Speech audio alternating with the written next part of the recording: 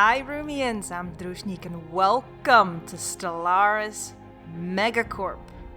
Megacorp is the first DLC after Apocalypse came out. It's the 2.2 update for Stellaris, and Paradox has been kind enough to give me a preview key for Megacorp a couple days before its release. Thank you so much, Paradox, for giving me the key. I wanted to say something else. But, yeah, it's early. I just had coffee. What I want to do, and I've been hinting at it in the last couple of weeks before the release of the game, is breathe new life into the Rumians. However, remember we had the Rumian Hierarchy. They were green and sort of like pinkish. They would not like me calling it pink, but they're still green and pinkish. But they have a different logo now because we are playing as a Megacorporation, and more specifically as a criminal syndicate. Now, there are a lot of changes in this game, and we will be going over them as we play and also at the beginning, but let's just look at our race first. Oops, and I'm doing it wrong, of course. So, we are still kitty cats. This is us. We are Rumi, we are Rumians, but we are reunited in the RumiCorp. Now, before I read the biography, I'll go over the traits. We are thrifty, which increases the trade value we get from jobs, plus 25%. We are also non-adaptive, so our habitability is minus 10%. That is because we won't have a huge empire, I don't think. And I'll go over why a little bit later, but we will be playing taller rather than wider. So let's see how that goes, because that's not my usual playstyle. We're also wasteful. Because we're a megacorporation, and in my eyes, megacorporations are wasteful. They just, make things and throw them away, and if something doesn't, meet the standards, and they can't sell it, and they just throw it away again. So our pop consumer goods upkeep is plus 10%. We are also very intelligent because we're cats, so we have better research, engineering, physics, and society. And we're traditional. We are a megacorporation. If things don't go as they should go, we're not happy. So the traditional makes sense to me, which also gives us better unity from jobs. And we're all about the jobs, right? Now, our home world is a Savannah-class world. It's called Rumianopolis. The star name is Arumis, like it was before, and our preference is a dry Savannah world. Our city appearance is not that interesting. The more interesting thing is our government and our ethics. Now, we were militarist before, and we were not materialist, I think, if I remember correctly. Now, the militarist is just part of being a kitty cat, so, you have to be militarist. And if you are a megacorporation, I figured that we should be materialist. Now, we could have robots, the upkeep will be lower, and it does increase our research speed. So I thought that was... those are very logical choices to make for a megacorporation. Now, we are corporate, so we hold an election every 20 years to select a new ruler. Our administrative cap is plus 20, and it's an empire modifier. We'll go over that once we're into the game. And our empire size penalty is plus 50%, so we actually can't be that big. And that's why I said we'll be playing rather taller than wider. We're cats, right? So, obviously, we have to be a criminal syndicate. So, the civics that I chose are criminal heritage. So, we cannot form any commercial pacts. We cannot join any federations. But we can build branch offices on the planets of any regular empires if we don't have a war with them or a truce. We can...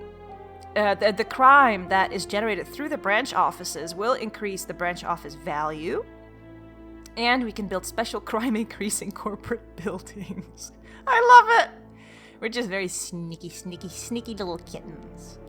Now, the second civic that I chose is reflecting our military heritage. We have naval contractors, which increases our naval cap by 15%. So that's what I did. Our flag is this, and our ruler is Rumi El Gato, and she's an oligarch. Yep. However, let's go back to our biography. In this biography, I did not write it myself. The biography is courtesy of Robert Grunwald, one of my subscribers who's also an author, and he wrote this in the Discord channel, and I just had to use it. So thank you, Robert, and I will read it right now. Decades ago, Rumi brand cat food was the pinnacle of the market. All cats ate Rumi, slept on Rumi comfort beds, used expertly designed Rumi scratching centers and smart litter boxes. And no other cat was more famous than the Rumis, each the face of the brand, each cuter and fluffier than their predecessors. Soon, genetic engineering was used to create the perfect, most adorable kitties, each better than the last, until finally came the Rumi. Abnormally intelligent and cunning, this Rumi soon worked its way to the very head of RumiCorporation, and before long began takeovers of dozens of other companies and markets. Cars, energy, transport, and everything else was Rumi, until finally the very starships were Rumi, and the governments were Rumi. Now, Rumi rules the planet, and Rumi desires a market to end all markets. The very galaxy itself. Isn't it awesome? I think it's awesome. It's really, really good. So, this is the game we'll be playing. It is a large galaxy, spiral shape, 4 arms, derp. 8 to 16 AI empires. It's randomized, so it could be either a whole lot or, oh, this is kind of an empty galaxy. Hopefully it's not that. I turned advanced AI starts off because it makes me very uncomfortable when people around me are much more advanced than I am. Now, I know that you can turn off advanced neighbors, but yeah, I think it's fair if we all start from the same vein, right? I mean, even if I'm a Megacorporation, I don't really care about fairness. I think it's good. We have 1 to 3 randomized fallen empires, 1 to 2 marauder empires. I left all of the tech tradition costs, habitable worlds, and primitive civilization as default, and the crisis strength as well. Mid and end game are also still default. The victory year is as well. Playing on captain difficulty. Empire placement is random as opposed to in clusters, which I don't like. Advanced neighbors are off. Hyperlane density, abandoned gateways, and wormhole pairs are all default. And I reduced guaranteed habitable worlds to 1 instead of 2, because that's the default. But that's the world around you that are guaranteed to be habitable. Made that 1 instead of 2. Makes it a little bit more difficult. Now, I do want to play with the tutorial on for the beginning. Also just for me, but also for you, if you want to know how the changes work in Stellaris, it might be good to have the tutorial on. That could be very helpful. I mean, I am going to see if that is on, and otherwise I'm going to turn it on. But let's jump into the game. Okay, so I had to turn the tutorial on, so that deleted the beginning, the first screen, where you basically say, yay, let's begin, we are awesome. You know, you've all seen that 1,000 times. Now, we are over here in the galaxy, so let's see. I think that's an okay start. We can go over here and have a little bit of a safe niche, perhaps, for ourselves. And then there's an arm going down here. We could be fine. We could be just fine. I mean, we could also be screwed, but let's see if this is okay. So we have the first big change is that this, what used to be over here, is now here. So we have our normal view of the contacts, the situation log, new is market, planets and sectors, expansion planner, etc., etc. Now, I think that technology used to be here underneath the situation log, where now the market is, and so the hotkey is gone. But I never use hotkeys anyway. The situation log I'm a noob, displays a list of all currently available special projects and various other points of interest. New items will likely appear as we begin exploring the galaxy. Yep. Thank you, situation log. So, yeah, we've seen that already. So we have the tutorial that tells us to survey systems. Now, I know how that works, so I can explain it to you. I don't have to read it. what I want to In show the you. contact screen, we see a detailed Contacts. list of all the various empires we have encountered. Thank you. Their opinions of us are visible at a glance. Thank you. And we can quickly and easily engage in diplomacy. Thank you. You're already annoying me, but that's okay. Contact screen still the same. Now, if I go over there, everything he'll talk to me all the time. Let's click on market because we're a corporation. Via the market screen, we can buy and sell resources. At first, this is merely an internal market, but if enough empires establish contact, I expect they might form some sort of galactic market. He expects. So yes, right now we have an internal market. We're on our own, so we can buy and sell on the market. Which you know that old situation where you'd be like, oh, I'm missing 2 minerals. I have to wait a month. Well, if you have enough energy, for example, you can actually buy the minerals you need, and you don't have to wait for them. So that is a nice thing. Once we have a galactic market, we'll see how that works. Now, you can also add monthly automatic trades. So that is also a new feature, and then you don't have to worry about doing it all the time on your own. Planets and sectors. The Planets and Sectors screen provides an overview of all our colonized worlds, their POPs, and their resource output. As our empire grows, it will be automatically organized into sectors, which are vital to administering larger empires. Keyword automatically.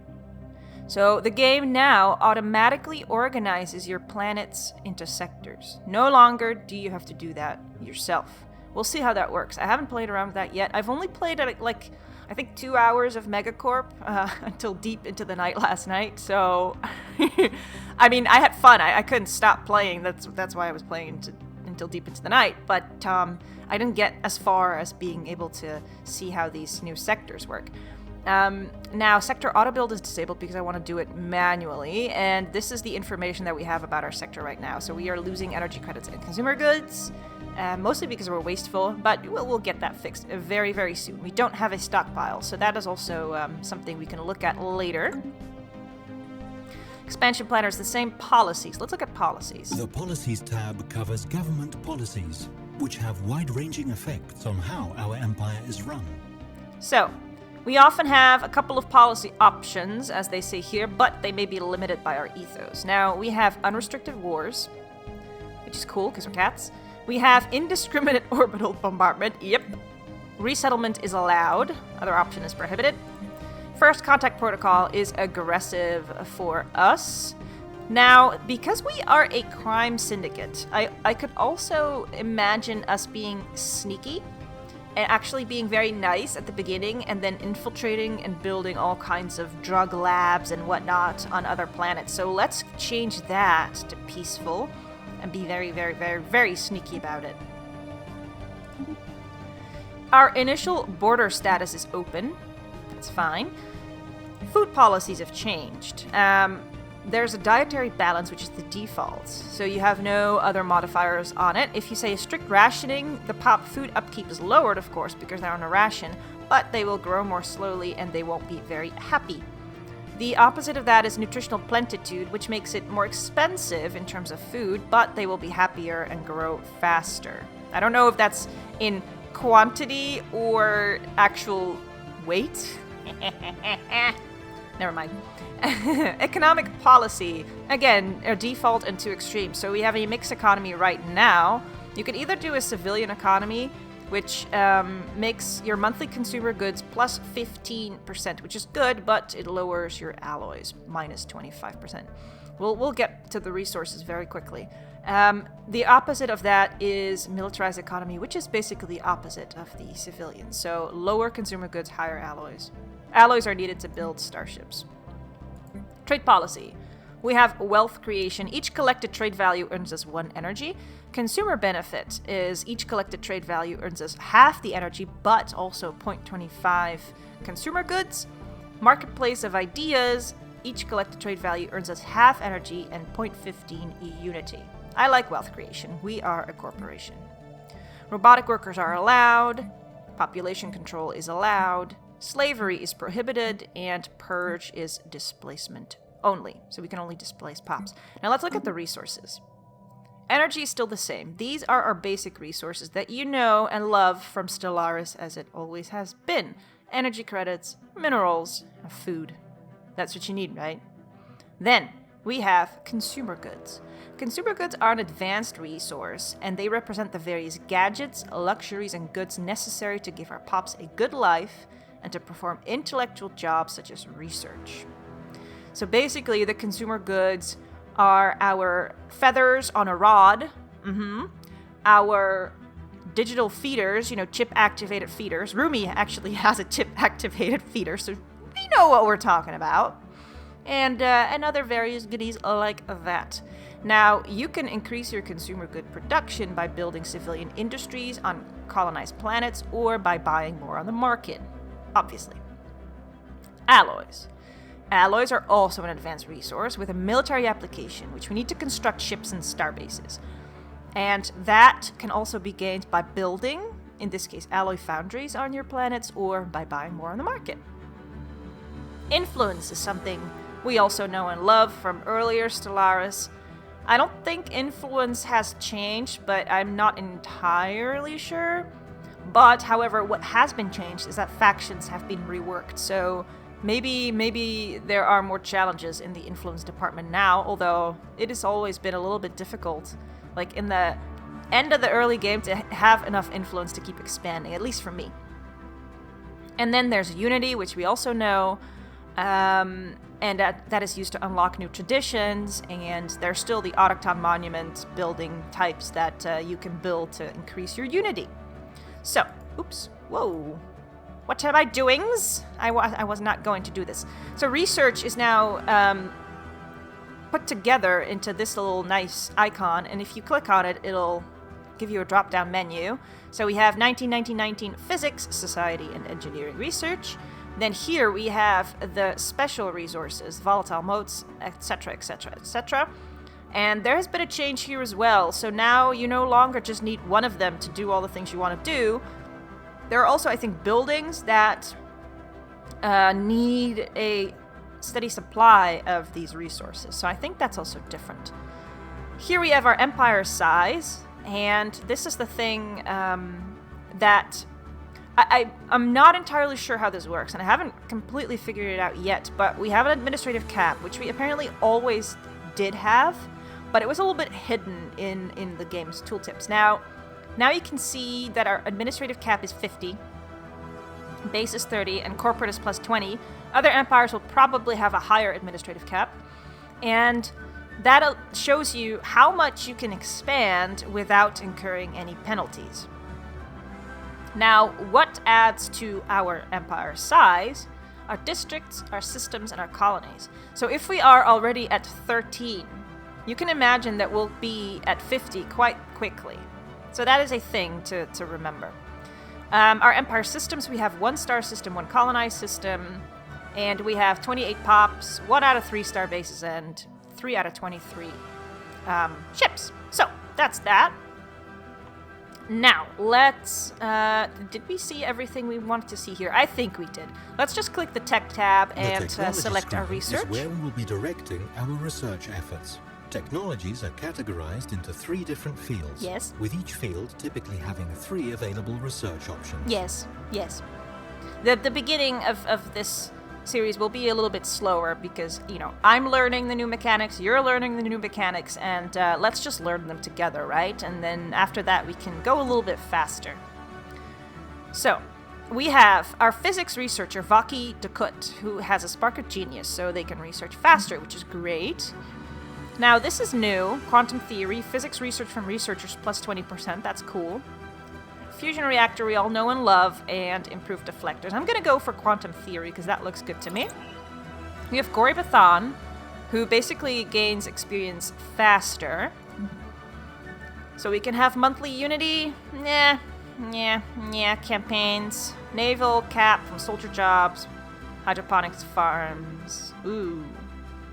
Let's go for the food because we eat a lot of tuna.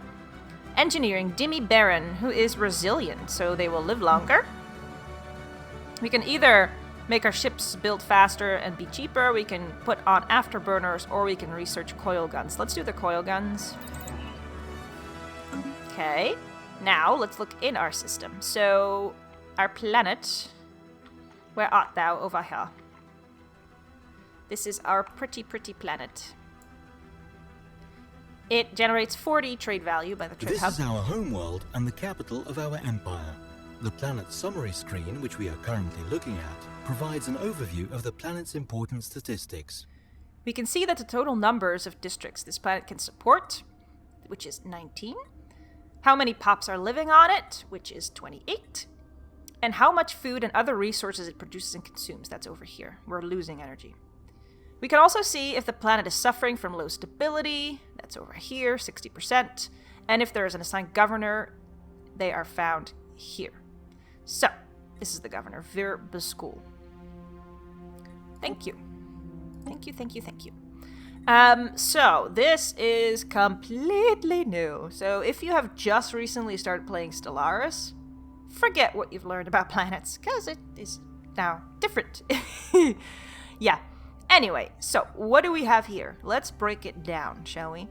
We have buildings. This is the thing that you've seen before. This is the thing that you know. However, it is different. You now have a lot of locked building slots. And if you look at them, for example, this one unlocks at 30 pops, which we are almost at. So when we have 30 pops here, we can build a new building. Now we have a planetary administration, which we all know from earlier Stellaris games. But they have been, everything has been revamped. We have research labs, which allows researchers to turn consumer goods into research points. Interesting. We have alloy foundries. Metallurgists turn minerals into alloys. Or alloys, sorry. Is it? Yeah, it's alloys, right? Alloy is from a different game. So minerals into alloys. Civilian industries. Artisans turn minerals into consumer goods. Oh, okay. So minerals are also turned into consumer goods. Ergo, we need a lot of minerals. Then we have commercial zones. Clerks produce trade value and amenities. Wait a minute. Amenities? Yes. Amenities. Amenities have been added to the game. Here they are. Available amenities 10. Amenities will make your citizens happy. Not having any amenities will make your citizens unhappy. Housing. Same thing. People need to live somewhere. We have 7 available housing, so if you understand this correctly, we can house up to 35 pops right now. If you have available housing, immigration will be higher. Makes sense, right? We have no unemployment and everybody has a job. 28 people, 28 jobs, so that's great. Okay, so we've seen that. We've seen our resource production. We've seen that we have an open building slot, but I don't have the money to build anything right now. Let's just look at them. So the alloy foundries, we've seen them. Civilian industries, we have them on the planet. That you can build more of the same, and that just really specializes your planet. However, you can also build something else.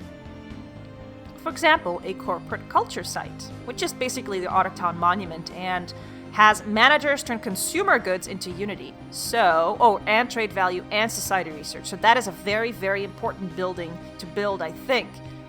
So consumer goods go here, and trade value and society research. So consumer goods here, consumer goods go into trade value and into here, society research. Very interesting.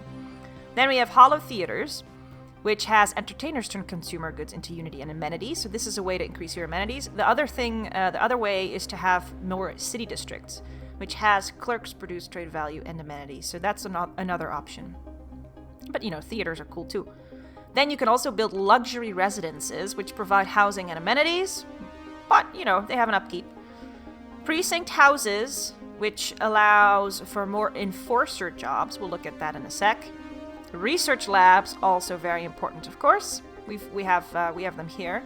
Resource silos, trade value produced and amenities produced, so those might be important for our corporation as well. And the good old strongholds, which increase the naval cap and spawn defense armies. So, we'll look at the pops in a second. However, what else do we have here? We have districts. Districts, yes. If we look here, we have a city district. We have built 4 out of 11 possible city districts. So we have a lot more room to build. And this is determined by how much you develop your primary resource production, being energy, generator districts, being minerals in your mining district, and being food in your agriculture district. Now, these tiles say the following. We have 1 built generator district, and we can build 5 more. These tiles are blocked. Same here. 2 mining districts built. We can build 4 more. 2 tiles blocked. Food, 2 built, and we have 5 open slots to build more agriculture districts. Now, this also allows you to specialize your planet. If we click on the mining district, you can see here that it costs 1 energy to upkeep, and it provides 2 housing and 2 miner jobs, and miners produce minerals, and you can build more districts. So you can add onto these tiles. Same goes for the other 2. Now, how do you unblock these districts? You click on the planetary feature, the blocker icon over here. And you can see that we have 3 blockers. We have sprawling slums, we have an industrial wasteland, which will give our max generator districts +2. It's a searing desert. And we have an industrial wasteland with prosperous mesa, which increases our max mining district. So these are those 2 blockers over here. Now, everything that is unblocked, and this is a nice new feature in Stellaris MegaCorp, they have specialized all of your features, so you can really see what kind of things you have on your planet. For example, we have black soil, which is good for agriculture. We also have bountiful plains twice, with nice grass and wheat where we can run through and have our tails stick out of the fields and play hide and seek. Yep. Continuing, we have submerged ore veins, which increases our max mining districts, and that's it just goes on like that. So you can see what sort of planet you have. It gives it a little bit more character, which I think is nice. I think it's good. So that's this part. Population. Here we see a breakdown of this planet's population, divided into layers or strata. Thank you. They can be expanded to view the job types. For example, if I click on this, jobs use and produce different resources, and the pop working a job needs a certain amount of housing and amenities. A lack of either will reduce happiness, which can lower the planet's stability. Okay, so we have 2 rulers, 2 executives. They're over here. They're cool. We have 7 specialists, 2 artisans, who work as specialists and produce consumer goods. So you can see that they produce 6.4 consumer goods, but their upkeep is 6 minerals, 1 food, and 0.5 consumer goods. So, yeah, that's interesting that you can see per job type what they need. 12 minerals into 12 consumer goods. We have 1 enforcer, which is why our planet is happy and safe. 2 metallurgists. So they produce from 12 minerals 4 alloys. So that's a 1:3 ratio. I promise I can count. I promise. We have 2 researchers who also use consumer goods and make research. And then we have 19 workers. We have a lot of clerks, make amenities and trade value. We have farmers who make food, we have miners who make minerals, and we have technicians who produce energy. Now we really, really, really need more energy, so that's a thing. We are growing a new pop at a rate of 3.15 a month. So that takes a while to get to 100. But yeah, we're all Rumi. That's what this means. All of us are Rumi. Because yeah, of course we are. And we have no monthly pop assembly and no migration. This is where we manage all ground forces on this planet. This screen also tracks how much devastation or damage the planet itself has suffered. Okay, so devastation has been changed, but we'll see how that works when we go to war. We have 2 defensive columns, and they are determined by the enforcer. Look, it says here produces no. Where does it say that? Oh, here. Enforcer. Planetary Defense Armies +2. That's those 2. So that's also interesting, right? That's an interesting change. Okay, so let's actually start doing something, shall we? I want my science ship. This is our science ship, which is used to survey. Yes, we know about the science ships. Thank you. I want it to move and just look around first. So I want you to go here, here, here, here, here, here, here, here, and here. And then if we see a nice planet, we'll start doing something. Then we have our construction ship. Now I need energy badly, and this will produce 3 energy. So let's see if we can. Hey, distances that separate star systems. Our scientists have... Now, build a mining station, please. Yes, the hyperdrives. They allow you to go from system to system. We know that. Okay, should we increase the game speed a little bit? Let's do it. Let's make it fast. Because we now know a little bit how it works. Let's look at our oligarch. Screen presents us with information regarding our empire and its government. Here we can see our ruler and any related effects. Cool. So, our modifier for Oligarch Ruby El Gato is Scientific Leap, plus 10% research speed, which is cool. And then her traits are, she's an explorer, so science ships are cheaper to build, and anomaly research speed is better, and she is a fertility preacher. Food from jobs, plus 10%, pot growth speed, plus 5%. Good. Very good. The demographics tab tracks the makeup and spread of our empire's populace. It also shows dominant traits among our pops, as well as modifiers to productivity and happiness, among other things. Construction complete! Oh yeah, there are new voices in this DLC, and they are amazeballs. We'll get there in a second. We'll hear Surveyed more. worlds sometimes possess unique properties that make them valuable objects of research. These physics, society, or engineering resources can be collected by a research station. My programming strongly compels me to compel you to build one. Oh really? Thank you. Thank you for telling me to build something. I really appreciate it. So we have gone through Pawnia, and it doesn't look very interesting thus far. So let's keep going until we find a very nice looking system with a planet, if we can. So our construction ship is currently not doing anything. I could have it build. Well, let's build this mining station, and then let's look at Rumianopolis and see if we can. Oh yeah, I want to build the autochthon thing, the corporate culture site. Right. So that will be the next thing we do. Now we do have some energy which we could use to hire an admiral for our navy, because we might be using that soon. And I also kind of think we should build a generator district, don't you think? Hey. Oh, there we go. See, I'm still learning too. If there are any tips you have, anything you've seen so far, anything you've read and you want to share, please do so. I'm very, very open to your comments, to your tips, to your hints, to your suggestions. Whatever strikes your fancy. Oh, hello. Savannah World. Construction complete. Survey. Hey, I thought I was giving that order to skip ahead of the queue, but now your queue is gone. Did that change? I thought that was control. I thought that was control. Maybe I was wrong. Shift is orders that, are stacked, but I thought control... Oh no, it was control shift. That was it, right? Control shift. See, I haven't played this game in I think 2 months. So I'm still getting back into the saddle as well.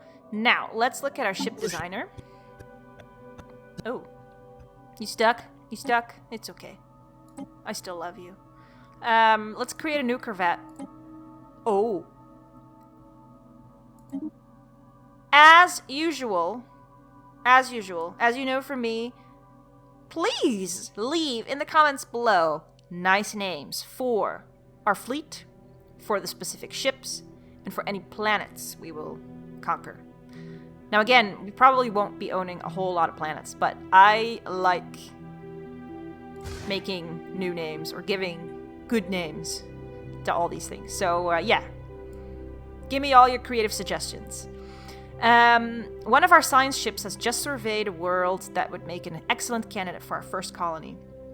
It is of the same planet class as our home world, so our colonists should be quite comfortable there. Cool. And RumiCorp to Miri. Oh yeah, our ships are all called RumiCorp something. Because, we have to market our brand, right? The RumiCorp to Miri has made a startling find on Anath 3. The planet is teeming with alien life. For the first time in history, we have encountered life forms that did not originate on Rumianopolis. This amazing discovery has silenced those who believe we were alone in the universe. Although none of the alien creatures found on Anath 3 are sapient, it is likely only a matter of time before we encounter beings that are. Very good. So let's add a laser, 2 lasers, and a mass driver here, just because we can. We don't really need a reactor booster, I don't think. Armor, go away! I'm making a ship! Okay, fine. The RumiCorp is abuzz with news of the alien life found by the RumiCorp Tamiri. While hardly intelligent by Rumian standards, the fascinating beings defy easy classification and hint at the immense complexities and possibilities of the universe. Interesting. Now, I want to, wait. Don't auto-generate designs, but do auto-upgrade. And we'll call all the ships RC, and then something. So, I'll just make a placeholder here. Anomaly detected. Hey! I was doing things and now you ruined it. Please, you could... Okay, fine, whatever. Construction complete. If you have a better name, then RC please... Planetary features on habitable planets are sometimes blocked, oh no, preventing their exploitation. I did a bad Clearing thing. a blocked Please, feature takes time and costs minerals or energy credits, but the free space often makes it worthwhile. You're doing everything at the same time, game. You're confusing me. Thank you. Okay, we have an anomaly. Atmospheric readings from Anath. Oh, we now have 2 of them. Cool. Anath 6 do not match simulated projections. Now, research time is really long here, so let's leave that be for now. Seriously, I now have 2... Oh, man. Okay, let's get rid of one of them. I'm screwing up. Okay, we have a placeholder ship, class Corvette. And that means, hang on, that we can improve our navy. Military fleets are used to protect our emerging empire. It is not very expensive to expand our glory. To do that right now. But we were looking at this. Planetary features. They were talking about blockers, and we already discussed that, didn't we? So let's just continue the game. Now we can... No, we haven't fully surveyed Anath yet. So, science ship, hurry up. Let's build another science ship, This is our system's starbase. These upgradable stations mark star system ownership and are most often tasked with producing all types of ships. Yep. Starbases. So they still have starports. Oh, this is a starport. They still have modules and buildings, but they now also have trade routes. As our empire grows, trade between our planets will become an increasingly large part of our economy. Starbases with trade hubs collect trade value within their system to be routed to the capital for conversion to energy credits. Sound good, right? Building trade hubs means a starbase can collect trade value from adjacent systems as well. Rich trade routes may attract pirates, though they can be countered by fleets on patrol and by defense modules on starbases. Hangar modules are particularly effective for this. So, trade value from adjacent systems. So, I think that means that we need to place our starbases double strategically, meaning not only looking at where the borders of another empire are, but also looking at where we have other systems in the neighborhood that are rich in resources. I think that's how it works. I'm still not completely sure how trade works here. Now, we were upgrading our ships here, and I also wanted to queue up a science ship. And we have a tradition. The tradition screen displays the tradition trees available to our empire. A tradition tree must first be adopted before any traditions within it can be unlocked. Okay, so adopting a tradition tree or unlocking specific tradition costs a certain amount of unity. And the price goes up as we unlock traditions and our empire grows. Once we have one tradition fully expanded, we get an ascension perk. That's how it works. I think some of these have been reworked, or actually I think almost all of them have been reworked to reflect the new jobs. Yeah, there's a lot of new things. I usually used to go with Discovery, which would give me anomaly research speed and just faster survey. I don't know if as a crime syndicate we need to do this first. Other options are expansion, colony development speed, but again, you know, we actually, this would be good. Administrative cap increased by 20. This would probably be a good one to do because our administrative cap is quite low. Other option, domination. If you are a warlike species, makes it better, easier to be at war. Resource output from workers and slaves, for example, is increased. Crime reduction, better housing, etc. Prosperity, which also sounds good to any corporation, increases the mining station output, which, again, we need a lot of minerals to make all these things. And also, buildings and districts are cheaper, more clerks, specialist output is higher, etc. More housing. So this is completely reworked. Harmony. We're cats, we're not harmonious. But what Harmony does is pop food consumption is reduced by 10%. And it does something to your leader lifespan, your ship build speed, time it takes for unemployed pops to demote to a lower stratum is reduced, which is very useful, I think, if a lot of your pops go into a higher stratum and then they don't want to work the available jobs lower in the stratum, so that's useful. So this is the Harmony tree. Then we have Supremacy. Ship fire rate, ship upkeep is reduced, so this is the true war tradition. Better starbase cap and army damage increase. We have Diplomacy. Pop housing usage is reduced. And also more food, for example. Orbital damage bombardment reduced. Market fee reduced for when you're trading. Empire trade value increasing. So this is also probably quite useful. And then discovery is what we already talked about. Now, I think I might actually go with expansion. And have the administrative cap increased quickly. Let's reach for the stars. If we adopt this, our colony development speed will be increased by 25%. We need to establish a strong empire early on, right? Okay. We now. Really pushed the envelope on these ships. Yes, we did! Oh, man. I love it. Let's get an admiral. The Leaders tab lets us hire, dismiss, and assign idle governors, scientists, admirals, and generals. Thank you. So we have an eager leader. I don't really... Construction complete. Really? Thank you for telling me.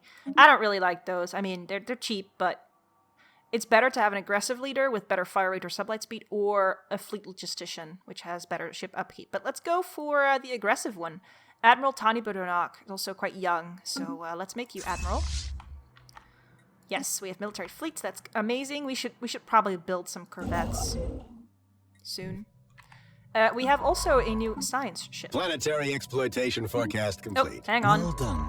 Hang on. The first survey of a star system beyond our own has been completed. We now have access to planetary data that the astronomers on our homeworld could only dream of a mere generation ago. A generation, that's like 1 year for cats, but okay. We can build a starbase outpost in Einath, and that now costs not minerals, no, influence and alloys, 100 of them. Okay.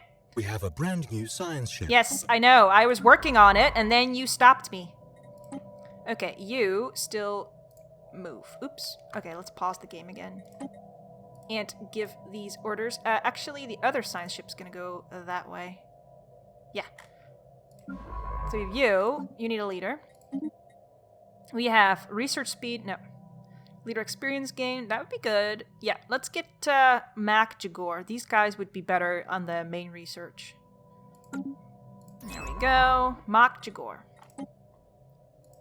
Move over there, please. Good. Thank you. The scientist has assumed command of... Now They that have. we have begun exploring our neighboring stars, it might be time to extend our reach. A starbase can be built around Yep. stars in... We need to build a starbase. I'm on it, man. I'm on it. Trust me, I'm on it. Let's build... Can we build a corvette? Yes. Ooh. Please, ship. Oh, wait, I need to get rid of the other one. Ship designer. Loram. Delete. Please, Jep. I kind of like the name. Excellent. As you can see on the galaxy map, the borders of our empire have expanded to include the system where we built our new starbase. Yes. I do see this, I do. Let's build a corvette. Let's We at least should now have be 4. ready to extend our great... Yes, we need to build a colony ship. I know. The colony ship is also still here. They need 200 food, 200 alloys, and 200 consumer goods. Ergo, a lot of stuff. A lot. Ooh, another planet. Tomb World. Yeah. Bah. Bah. We don't like them. Okay. So, are there any other good planets over here? Boom. We built something. Boom! We built something. We now have a fleet of 4, the Grangoni Starfleet. If you have a better name, again, for the fleet itself, let me know. Boom.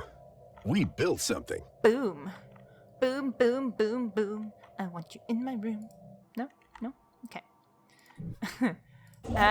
Let's have you... I mean, we're not really seeing any other good things, so I guess what we're gonna do... is... Actually, after this, you can go there, and there, and there. And then you are done. How about you...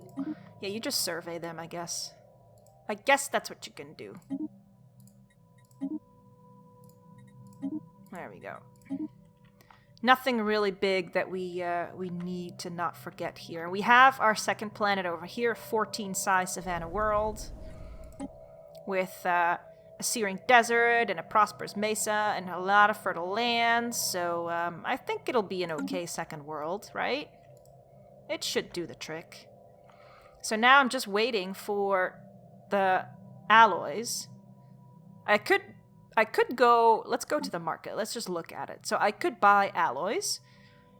Let's select it here. And it says buy. So the conversion rate is 1 alloy for 5.2 energy. Oh, let's pause the game because we have a tradition.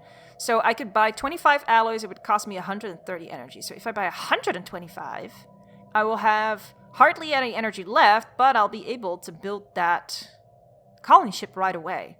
So you wanna try it? Let's just click it. Bam. We bought 125 alloys. There we go. We have 287 energy right now, which means that we can build a colony ship. There we go. Easy peasy. Let's get a tradition up. Now, we could immediately do this. New colonies start with 1 additional pop. That would immediately help us. Let's do that. There we go. Bam. Decision has been made. Easy, easy like that, right? We have a construction ship that's not doing anything. Where are we going to survey first? Probably this, but I don't know if that's going to be a good system. I could also build the engineering research here, I suppose. 200. Let's just do that. Then, I think we should build another generator district here, because we do need a lot of energy, right? I mean, we are earning a lot of energy, so we should be okay. No. I think I'm going to build one more. Bam. So we are now building a generator district, which will also give 2 housing Anomaly and 2 found. technician jobs. Hey, can we monetize this? I don't know if we can monetize it. It will require extensive probing and a lot of research time. Okay, let's just research it. That's fine. Oh, we can also clear blockers. Maybe we should do that. We have discovered spacefaring alien entities that may or may not be intelligent. Really? Let's face it, probably are. Their true nature will remain a mystery to us. Oh, until hello. we complete the appropriate project to investigate them. Space I squids! suggest we do so post-haste, lest they investigate us first. Hello. Okay. Let's immediately click this. We have encounter in Athos.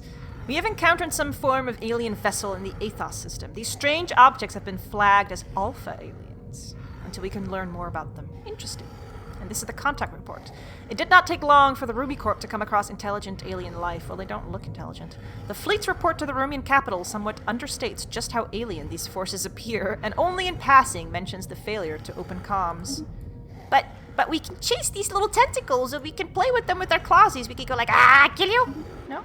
No? Really? Come on. I think I'm going to have to stop this one here, because I think we've been playing for a while. You've seen the basics of the new DLC, but the very, very basics. I think we've only scratched the surface, and we haven't even seen all the new events that can pop up and all kinds of things like that. We'll all be doing that in the next episodes of RumiCorp, which I'm going to try until the release of the game to get out every day at 6 p.m., and then after the game's release, they will come out 3 or 4 times a week. I have to check my upload schedule for that.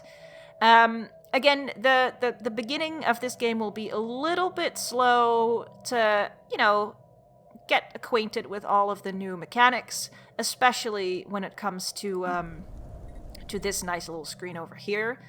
But I'm pretty sure we'll get there, and RumiCorp will soon grow, spread across planets, get crime everywhere, and rule the galaxy. Thank you for watching. I am Druzhnik. If you like this episode, please hit the like button and please consider subscribing. It helps out immensely. RumiCorp will be coming out for now every day, hopefully, and then after that it will go into a regular schedule. Also, feel free to join the Discord channel. I will link the description below, and I will see you next time.